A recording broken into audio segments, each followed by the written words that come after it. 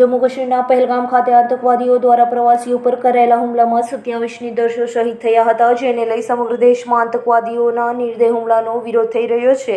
તો સુરતમાં ખાદ્ય તેલ વેપારી મહામંડળ અને અનાજ કરિયાણા એસોસિએશન દ્વારા આજે 30મી એપ્રિલ બુધવારના રોજ બંધ પાળી આતંકવાદી હુમલાનો વિરોધ કરાયો હતો.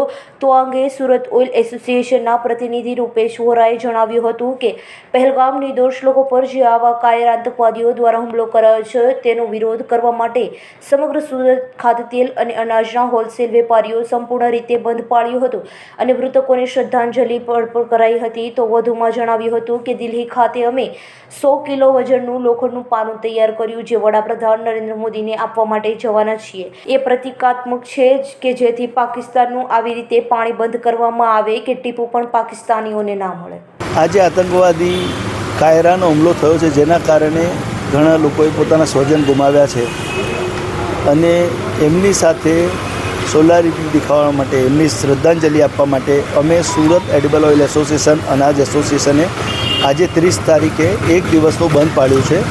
આ બંધ પાડવાનો મુખ્ય ઉદ્દેશ એમની સાથે એક જેથી દેખાવાનો છે અને સાથે ભારત સરકારે પગલાં લીધા છે એની સામે વાંધો નથી, પણ જે પગલાં લીધા છે એનાથી અમે સંતુષ્ટ નથી. અમે ભારત સરકાર પાસે આના કરતાં વધારે અપેક્ષા રાખીએ છીએ.